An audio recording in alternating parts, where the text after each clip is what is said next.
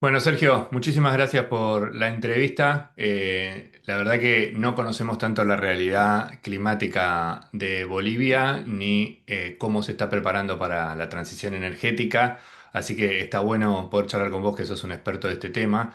Y te quería empezar preguntando, porque vos lo planteás en varios de los artículos, ¿por qué crees que Bolivia capta tan poco financiamiento comparado a lo que podría captar en lo que tiene que ver con financiamiento de transición energética, solución de mitigación para cambio climático y ese tipo de proyectos?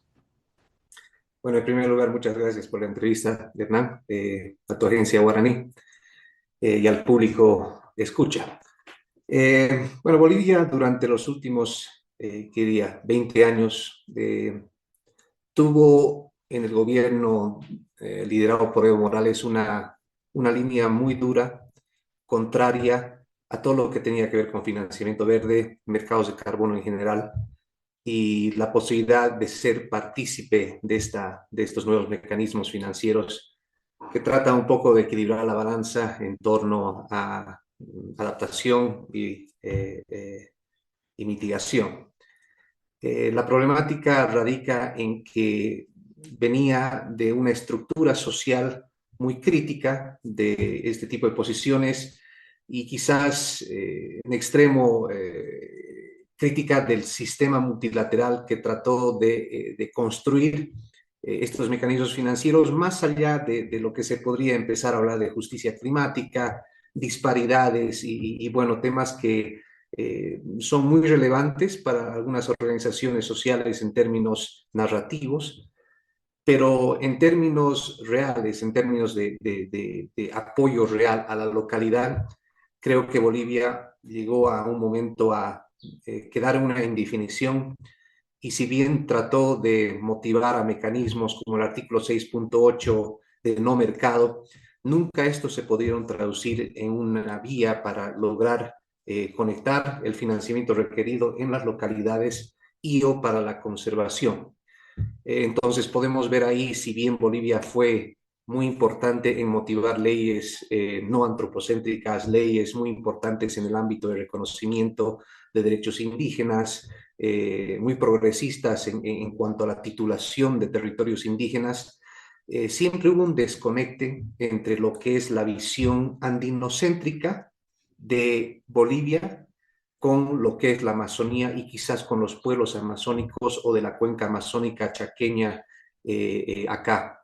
Entonces, creo que hay una disyuntiva entre un país que se cree más andino desde su centralismo y deja de entender el grupo humano, las poblaciones humanas, en particular las indígenas de tierras bajas, que tienen sus propias idiosincrasias, sus problemas y quizás son la primera línea ante los embates del desarrollo, ya sea en términos de maderables, en términos de la frontera agrícola ganadera, y bueno, creo que ese desconecte fue lo que finalmente condujo a que, por ejemplo, este tipo de mecanismos sea quizás más tomado en consideración con el avanzar de los tiempos. Ha habido un avance importante en los últimos 4 años, muy regañadientes, porque la verdad que hubo mucha oposición en términos ideológicos a que estos ingresen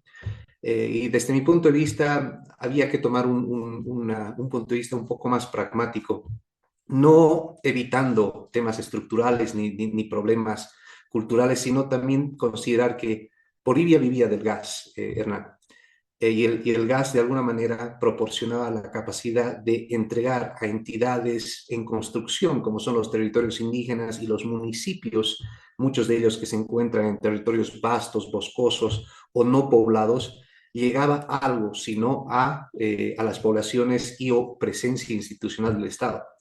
A medida que estos fondos dejaron de llegar y se fue deteriorando la producción gasífera, no había nada que lo reemplace. Entonces, todo este proyecto histórico de reconocimiento y o de presencia estatal fue menguando de tal manera que creo que también internamente dentro de la anterior estructura administrativa del gobierno del MAS se empezó a cuestionar cómo poder llegar también a esta gente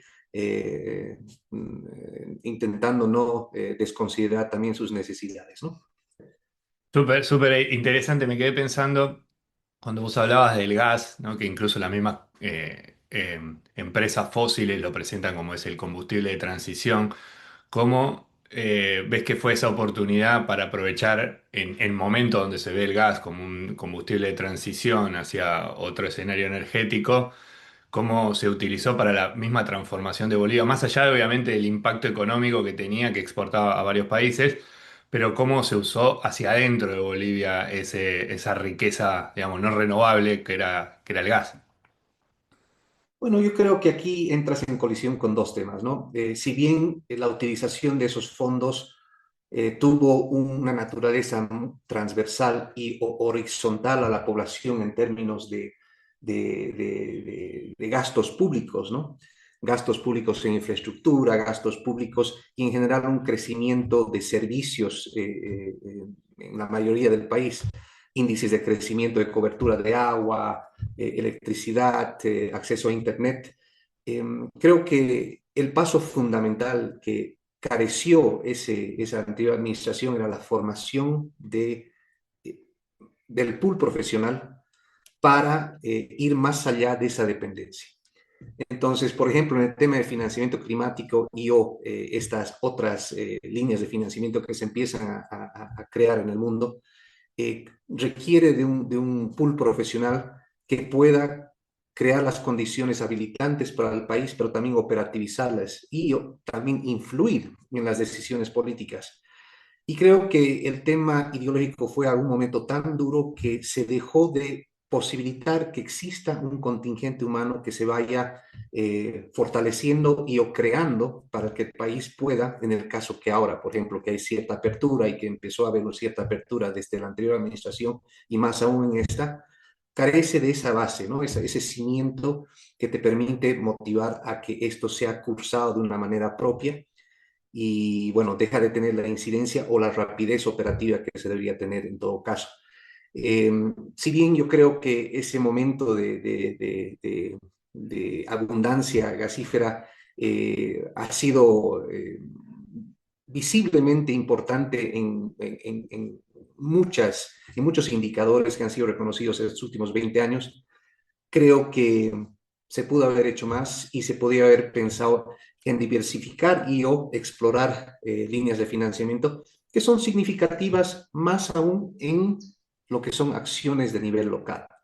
Yo creo que como te digo, vuelves al tema esto de esta dicotomía entre lo que es la parte oriental y occidental de Bolivia, y creo que la carencia de políticas estructurales que tengan en mente el cuidado de los servicios ambientales que te proporciona el bosque, el cuidado de lo que viene a ser esas poblaciones, su identidad y su valor, no solo actual, sino venidero de lo que son las poblaciones indígenas.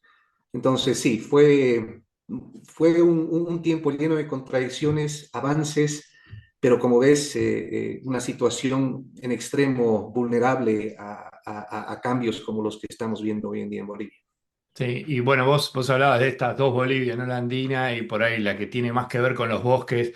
¿Cómo se vivió en Bolivia todo este proceso que se dio en el sur de Bolivia, en Paraguay, en Brasil, en el norte de Argentina, de ese mar de soja que se fue creando? ¿Cómo fueron, digamos, las luchas de los campesinos, de los indígenas de esa zona frente a este avance durante los últimos 20, 25 años, 30 de este mar de soja, ¿no? Duro, ¿no? Porque nunca hubo, por ejemplo, la capacidad real de las poblaciones locales indígenas de incidir en una política que sepa poner límites y o que sepa respetar el tipo de suelos que tienes en Bolivia. El tipo de suelos que tienes en Bolivia no son parecidos a los de la cuenca. Bueno, entonces lo que potencialmente pudo haber sido un momento transformativo una vez ingresó un Estado que tenía en términos simbólicos la defensa de los pueblos indígenas, el reconocimiento a lo plurinacional, siempre existió este desconecte entre, creo que, el reconocimiento importante a poblaciones indígenas de la parte andina, poblacionalmente muy importantes, políticamente muy importantes en términos numerarios, Pero en cuanto a los pueblos indígenas de Oriente, un total desconecte. Un total desconecte que condujo a una falta de atención y o de acompañamiento a sus necesidades y de su carácter eh, cultural, ¿no? Entonces, ese desconecte hizo que inclusive el anterior gobierno tenga una visión desarrollista de lo que era el avance de la frontera agrícola ganadera, y creo que ahí también entró en colisión con un tipo de degradación de suelos y la pérdida de bosques desmesurada, ¿no? Bolivia, el 2024 pierde casi 14 millones de hectáreas en degradación de bosques por el fuego, segundo solo a Brasil ese año. Muchos de estos fuegos fueron inducidos y en territorios indígenas. Entonces, se ve que había ahí también sino una complacencia y a veces una sinergia con este tipo de intento de avance de la frontera agrícola. Y como te digo, una falta de comprensión del valor de los pueblos indígenas de la cuenca amazónica chaqueña y de las funciones ecosistémicas muy, muy importante, ¿no? Entonces, más allá de todo el carácter reivindicativo que tuvo el gobierno del MAS con pueblos indígenas en el occidente, que no se puede negar, en el oriente fue realmente lamentable, ¿no? Bueno, Nunca se incluso pudo avanzar. tuvo conflictos cuando quisieron hacer la autopista esa que venía de Brasil también, ¿no? Eh, Seguramente tú estás hablando del TICNIS, que es en mi departamento en Cochabamba, una que iba a pasar por la parte andina directamente al Beni, que Sí. es un departamento colindante. Sí, hubo muchos problemas. Como te digo, creo que nunca llegó a consolidar el MAS una actitud y una visión de conexión con los pueblos indígenas del Oriente. Y estos mismos pueblos indígenas del Oriente, en general, tuvieron que tener una ambigüedad política práctica que los ponía a veces defendiendo intereses de bloques políticos fuertes en el Oriente, que además para ellos significaba lo inmediato y lo real.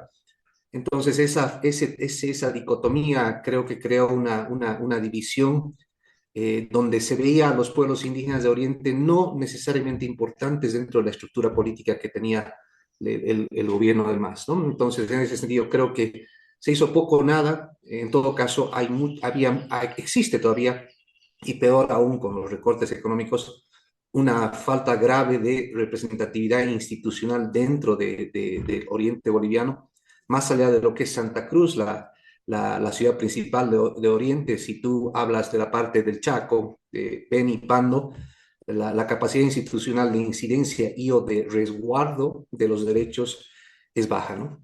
Ok. Y en este escenario complejo que tienen, vos planteás igual que la naturaleza puede ser un medio de vida. ¿Qué significa eso concretamente? ¿Cómo lo ves? A ver, te doy un ejemplo. Los últimos 4 años, a regañadientes, con la anterior administración e inclusive con esta, estamos tratando de poner una propuesta jurisdiccional red que la estamos haciendo vía el estándar Art Trees. Eh, Hemos iniciado esta fase inicial en lo que sería el último rincón del bosque integral chaqueño. Esto se encuentra en la parte sur, colindante con Paraguay, en Bolivia. Es un territorio indígena guaraní. Más o menos alberga 6.3 millones de hectáreas de bosque chaqueño, como te digo, el último remanente íntegro grande que existe en el mundo, que además enfrenta un gran problema: constantes afectaciones o degradación por el fuego, ¿ya? Esto de alguna manera fue mitigado vía acciones de comunarios, alcaldías, y hemos podido, por ejemplo, empezar un proceso de regeneración natural que nos ha conducido a más o menos poder emitir casi 15 millones de créditos en esta jurisdicción por al menos el 2023 y el 2024, que si bien hubieron quemas importantes en Bolivia, se mitigaron en esta zona que nos pudo conducir a poder ya iniciar el proceso de acreditación de estos créditos. Imagínate, 10 a 16 millones, empezar a deducir algunos temas que tienen que ver con, leakage y demás, que termine siendo 10 y tú puedas vender esto a un precio de mercado, entendiendo que esto es un territorio indígena, entendiendo que esto es una iniciativa que realmente transformativa de la zona, quizás puedas tener una compensación en 200 millones de dólares. Imagínate 200 millones de dólares constituyéndose en un fondo fiduciario que te dé un retorno anual entre 4, 5, 6%. Estás hablando de un fondo que podría fácilmente equipararse al mejor momento de distribución gasífera y o quizás superándola para ese tipo de población. Estás hablando de una población que no debe exceder 40.000 personas en esta región. Es una región del tamaño de Holanda y Bélgica juntas, pero sin embargo podría ser transformativa para esta gente e inclusive podría ser un medio de hacer replicabilidad en otros territorios que tienen esa incidencia de fuegos y de actividades contrarias a su naturaleza en todo Bolivia. Yo digo por eso, Bolivia tiene más de 50 millones de hectáreas de bosque aún. Tienes ahí ejemplos interesantes y realidades que podrían ser replicadas en mi país. El caso de Guyana, que he tenido el placer de conocer, y del pragmatismo institucional por el cual ellos se han manejado y han podido recolectar fondos importantes para lo que es su realidad. Y si bien estás hablando de quizás fondos que con algún esfuerzo podrían llegar a sumar en unos cuantos años unos 1.000 millones, si eso se constituye un fondo fiduciario, podría ser un gran aporte para todo lo que es el Sistema Nacional de Áreas Protegidas y también para todos los diferentes territorios indígenas reconocidos, que además ahora carecen de fondos para mantenerlos en esta curva ascendente, ojalá, de institucionalidad y de desarrollo de su propia institucionalidad cultural, ¿no? Súper interesante. Bueno, contá un poquito brevemente para los que no entienden cómo funcionan los bonos de carbono y cómo es ese mercado, ¿no? Y también qué críticas se le puede hacer a eso, porque hay muchas críticas que son en realidad, digamos, un greenwashing y la verdad que esto que vos decías, ¿no? Esa mirada de, bueno, esto no va a detener la destrucción, sino que, digamos, estamos ayudando a los que destruyen todo solamente para compensar un poquito. Entonces, contá un poco cómo funciona y cómo responderías a las críticas frente a los que no ven en los bonos de carbono una solución real. Bueno, si empezamos a hablar de justicia climática y de la suma total del mercado de carbono para todas las necesidades que se tienen en el mundo en vías de desarrollo, creo que la literatura abunda, las opiniones abundan. Como Bolivia hemos sido un país muy crítico del mercado de carbono, de la distribución de fondos, y si uno hace una mirada exhaustiva a la distribución real del financiamiento climático, vemos que la mayoría sigue siendo utilizado dentro de países desarrollados y o, por ejemplo, China. Y quizás un 25-30% de eso llega a los países en vías de desarrollo. Eso es la realidad. La otra es, ¿qué hacemos para compensar estas pérdidas de fondos que vengan en términos en Bolivia, en términos soberanos, para que esas instituciones que de alguna manera, más allá de sus carencias, dan cierto nivel de protección a las poblaciones locales, dan cierta capacidad de incidencia o de institucionalidad para cuidar el ecosistema de derechos que tienes en estas zonas escasamente pobladas, enormes en extensión? ¿Qué haces? Te adaptas a lo que hay. Creo que el mercado de carbono, más allá de sus críticas, es el medio más importante para la territorialidad escasamente poblada y en zonas boscosas. Es tanto la apuesta que creo que muchos países han hecho por esto, que no podríamos decir que ya es meramente una visión solo occidental.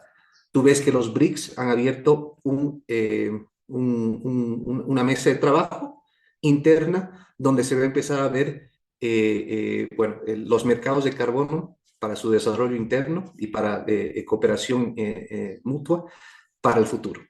Entonces, mientras esa sea realidad, mientras esa sea la realidad y el avance de la realidad financiera en el mundo, creo que lo mínimo que hay que hacer es participar y tratar de, quizá dentro del país, hacer un buen uso de esos fondos, por muy limitados o no que sean.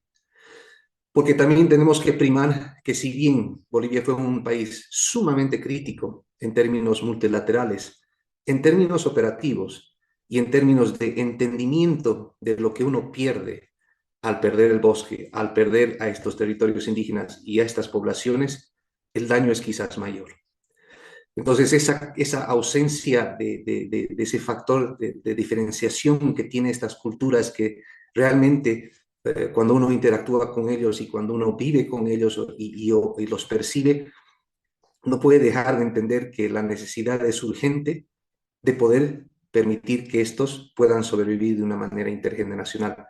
¿Y cómo hacemos que Entonces, esos beneficios lleguen a esas comunidades locales, ¿no? Y que, como decimos, no se pierdan en todos estos procesos? Que realmente ese impacto, vos decías, unos elementos puede ser un fideicomiso, no sé, supongo de una propiedad comunitaria de esas comunidades, digamos, ¿qué elementos encontrás para que los beneficios bajen en su mayoría a las comunidades?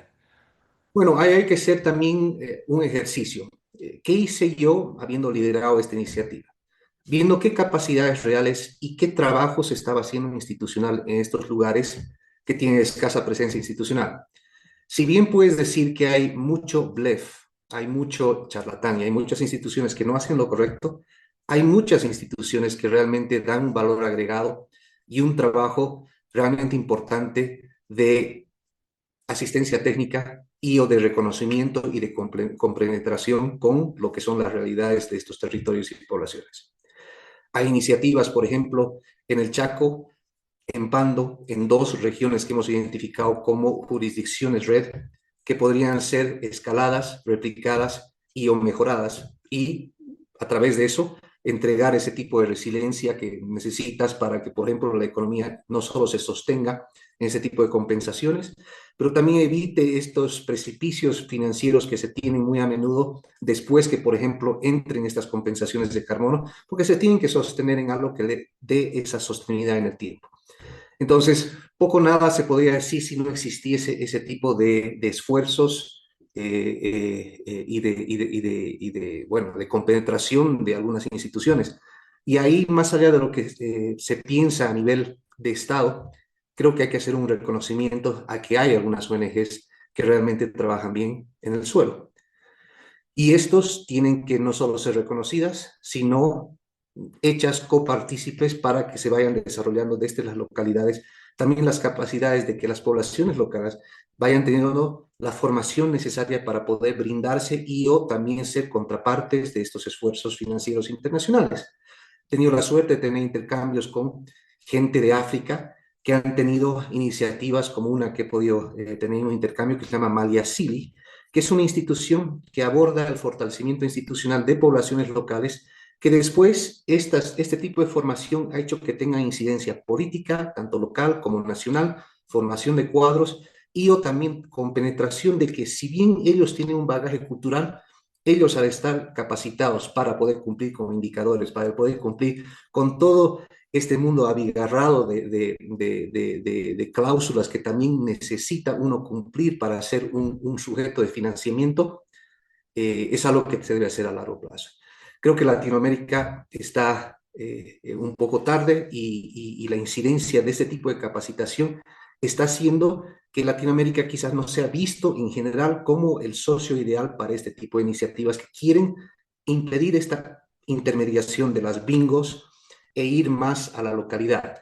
Entonces, yo creo que si bien podría haber que ha habido muchos errores a nivel de mi país, veo que es algo que aqueja a la región y que creo que también debe ser notado y o abordado como región para que podamos tener una mayor presencia y consolidar, ojalá, nuevas trayectorias, porque realmente si empezamos a ver lo que son las trayectorias financieras de nuestros países, este tipo de priorización no está en la mente de los políticos. ¿Y por qué no está en la mente de nuestros políticos? Porque no es parte de la incidencia política y económica que un político trata de consolidar. son todavía fondos muy escasos y si son, y si llegamos a lograr, podemos hacer un acceso a ellos, difícilmente tenemos a veces la capacidad de operativizar estos fondos en el suelo y eso también se vuelve un gran problema y hace que los fondos vayan a los mismos actores, a los mismos países, a las mismas instituciones y bueno, deja de haber este principio que me quedó y me caló en mis épocas de negociador en cambio climático, de ningún país dejado atrás, ¿no? ¿Cómo Claro. llegamos a cumplir con eso si realmente tampoco tenemos las condiciones para poder ser esas contrapartes donde también nos complementamos con una visión de instituciones, empresas, estados que también tienen que cumplir con criterios que ellos son impuestos y bueno, y un sinfín de temas que también deben ser abordados Ahí te quería sin... preguntar, Sergio, vos ayudaste a movilizar más de 50 millones de dólares en estos proyectos. ¿Qué es lo que buscan los grandes financiadores para poder otorgar ese financiamiento? Condiciones habilitantes, Hernán. Tú tienes que poder probar que existe un equipo técnico que te puede realizar eh, un MDB sectorial que cumpla con certificaciones internacionales. Tú tienes que poder también crear un sistema nacional de información de salvaguardas. Tienes que crear una trayectoria y también tienes que crear señales internacionales.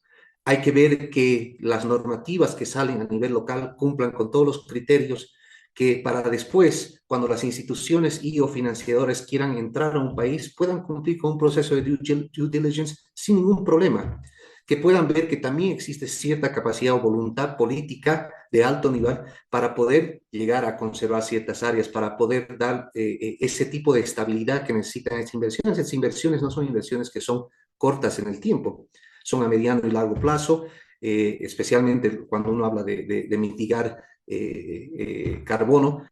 Todas estas cosas requieren de capacidades institucionales, tanto en el sector privado como en el sector nacional. Entonces, no puedes ir con esta visión extremadamente liberalista donde el Estado deja de existir, porque tampoco puedes pensar que el privado va a poder no necesitar de cierta institucionalidad para poder reportar a cambio climático, para poder hacer los NDCs correctamente, para poder entregar esa trazabilidad y esa seguridad en el tiempo de que este país se puede constituir un socio para recibir mayor cantidad de fondos. Entonces, ese equilibrio, ese punto de inflexión, creo que un poco entra en colisión a veces con esta lamentable situación que vivimos en Latinoamérica de desplazar uno y otro bando entre lo que se consideraba como derecha e izquierda y bueno, cómo ahí llegar a un equilibrio donde ambos se sientan que tienen la capacidad de, uno, acceder a esos fondos, pero también de, de, ojalá, proyectar un cambio importante y necesario en nuestra región, ¿no?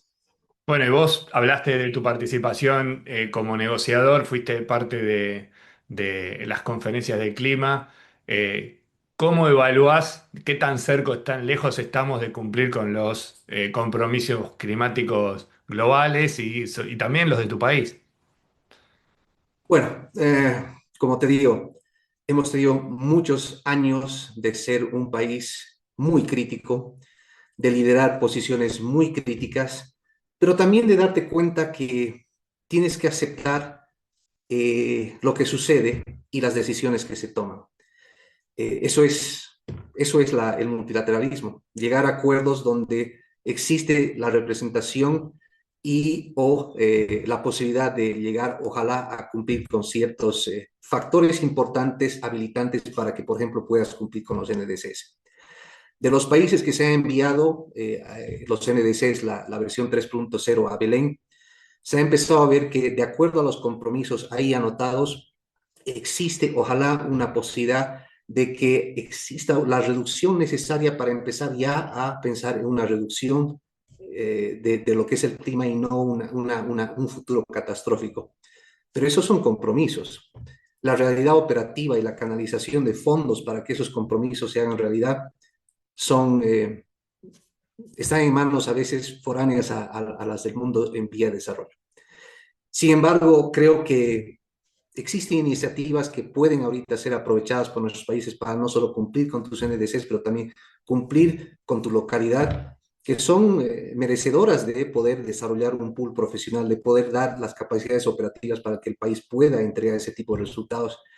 Y finalmente, para también tener una maduración de tu capacidad diplomática, de tu capacidad de incidencia y de liderazgo en estos espacios multilaterales. Entonces, creo que ahí, en ese punto medio, que a veces no gusta porque no termina siendo lo ideal, ¿sí? Pero termina siendo lo real. Eso es lo que dicen también de la política, ¿no? No es lo ideal, es lo real, y el consenso es donde a veces quedamos. Una vez tienes la experiencia de haber sido partícipe de instituciones públicas, e inclusive intercambios con lo privado. Mira, te hago una pregunta, Sergio, que tiene que ver también, ¿no? Con tu visión en este mundo donde tenemos a líderes de países importantísimos como Estados Unidos que niegan el cambio climático, que salen de los compromisos internacionales. Bueno, mi país también, lamentablemente, tenemos un gobierno anticiencia y también niega el cambio climático. ¿Qué visión tenés a futuro del escenario global con todas estas realidades actuales? ¿Tenés una mirada optimista o una mirada oscura? He transado en la oscuridad muchos años y ahora empiezo a verle algo de luz. Eh, Creo que nunca podemos impedir la resiliencia de nuestras sociedades, del esfuerzo que ponemos. O sea, no es solo las decisiones políticas de nuestros presidentes en momentos de transición, sino también es de esta locura que tenemos por crearnos conflictos, ¿no? Que es un problema. Hemos visto que la cooperación internacional ha empezado a reducir muchísimo su presencia gracias a los escenarios bélicos que existen en el mundo. Vemos que, por ejemplo, la incidencia de lo que pasa ahorita en el estrecho de Hormuz seguramente va a conducir a un refinanciamiento o a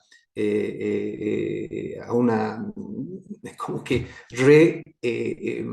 inversión en lo que son fósiles en muchos otros lugares del mundo. Pero creo que lo real es también la incidencia que tiene el cambio climático en nuestras realidades y cómo esta ojalá termine equiparándose a los poderes en unas demandas sociales que piden que, por ejemplo, los gobiernos tengan una otra visión. Creo que no estamos lejos de eso, pero creo que debemos seguir motivando a estar preparados para la composición de un mundo que es cada vez más exigente en estándares, en criterios, en indicadores, en capacidades profesionales, para el momento que sí llegan esos fondos, no erremos en poder utilizarlos de la manera correcta y de poder ojalá contar con un contingente humano que creo que en este mundo en el cual transamos, nos morimos que se desarrolle, ¿no? Un lugar donde podamos desarrollar nuestra identidad y nuestra vocación por lo que somos, ¿no? Ambientalistas, tal vez, Hernán, porque hay muchos de nosotros y creo que la juventud, inclusive lo veo en mi país, tiende a priorizar esto de a poco. Creo que eso es diferente a lo que teníamos en generaciones previas. Cómo esto se traduce en políticas públicas y en otra camada de políticos se irá viendo en el tiempo. Pero sí, siempre dejo un grano de esperanza como algo necesario, porque lo contrario es un derrotismo que realmente no ayuda, ¿no? Bueno, y si fueras presidente de Bolivia, digamos, por lo menos mañana, un día entero, ¿cuáles serían las tres medidas ambientales que tomarías? Las que vos decís, estas son las más urgentes. Mencionaste el tema de los incendios como un problema que no solamente tiene Bolivia, sino muchos de nuestros países. Pero ¿qué medidas tomarías? ¿Qué crees que tiene que hacer el gobierno en materia ambiental con más urgencia? Bueno, te voy a dar algunas respuestas que quizás no sean bien vistas, pero quizás más enraizadas en lo que es la realidad de haber sido partícipe de gobierno y de visto también desde la cooperación y demás lugares donde he podido transar mi vida profesional. Bolivia es un país que dependerá de la minería para su futuro. Cuán bien se hace esta minería y cuán bien se desarrolla con ciertos candados que limiten su incidencia en el medio ambiente es de gran importancia para mi país. Bolivia tiene una cultura minera de larga data, un contingente humano dispuesto a desarrollar la minería. La cosa es cómo desarrollar esa minería y cómo se compenetra o se complementa con las cadenas de abastecimiento de este tipo de productos a futuro, creo que define la trayectoria de mi país.